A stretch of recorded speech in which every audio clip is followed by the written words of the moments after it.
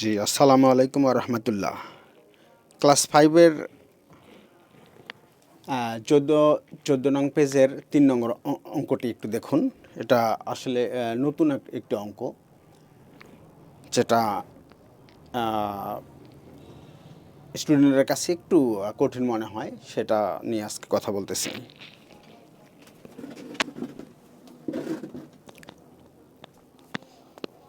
জি, অঙ্কটাতে বলা হয়েছে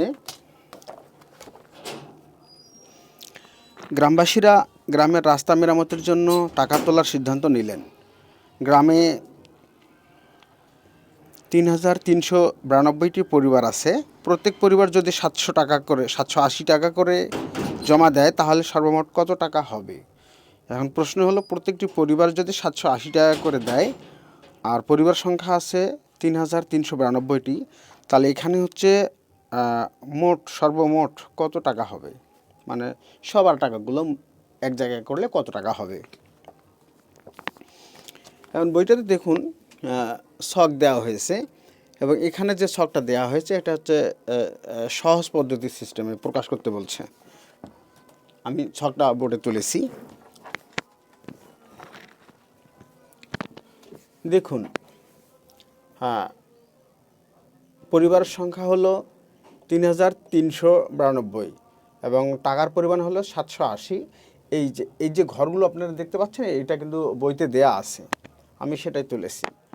আর এখানে যেটা দেখতে পাচ্ছেন যে এই যে ক্যাটাগরিটা এই জায়গাটাতে এটা কিন্তু আসলে সহজ পদ্ধতি সিস্টেমে কিন্তু করা হয়েছে।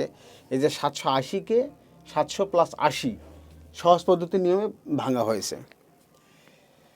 এখন আমরা প্রথমে 3,392 তুলে নিলাম, তারপরে গুণন 780। যেহেতু এতগুলো পরিবার আর এত টাকা, অবশ্যই গুণ হবে, সমান। আমরা কি করলাম, এই 3,392টি এখানে লিখলাম। তারপরে 780 আছে, 780-র মধ্যে 700 এখানে নিলাম, যোগ 80। তাহলে 80-র সাথে 700 যোগ করলে আমরা এখানে 780 পাই, এটা নিলাম। তারপরে সমান দিলাম, দেওয়ার পরে কি করলাম, এইটা দিয়ে এইটাকে একবার গুণ হবে, এই জন্য আমি অ্যারো চিহ্নটা দিয়েছি। এবং এটা দিয়েই এটাকে আরেকবার গুণ হবে, কারণ এটাতে একই সংখ্যা ছিল, আমরা এটাকে 2 ভাগ করেছি। তাহলে এটা দিয়ে প্রথমে এটাকে গুণ করব, তারপরে এটা দিয়ে আমরা গুণ করব। তো সেটা গুণ না করে এই এই 3,392 গুণন 700 আমরা এখানে লিখেছি। 3,392 গুণন 700, অর্থাৎ এইটা একবার লিখছি। এবং এটা দিয়ে যেহেতু আরেকবার গুণ হবে, সেক্ষেত্রে আবার কি করছি, 3,392 লেখার পরে এই যে 80টা আছে, এই 80টা এখানে লেখা হয়েছে, কারণ এটার সাথে একবার গুণ, এটার সাথে আরেকবার গুণ। এখন এটা গুণের এটাই তো এখানে লিখলাম। এখন 3,392 গুণন 700 গুণ করলে আমরা এটা পাই, আর এই দুইটা গুণ করলে এটা পাই, আর থাকছে হচ্ছে এই যে যোগটা, এই যোগটা। আবার 3,392 গুণ 80 সমান আমরা এটা পাই, অর্থাৎ এই দুটো গুণ করে এটা পেয়েছি। আর এই যোগটা হলো এই যোগটা, এটা আর এই দুটো গুণ করে এটা পেয়েছি। এখন যেহেতু আমাদের এখানে যোগ অবস্থায় আছে দুটো, তাহলে এইটা আর এটা যোগ করলাম, যোগ করে আমরা পেলাম এই টাকাটা। এটাই হচ্ছে আমাদের অ্যান্সার।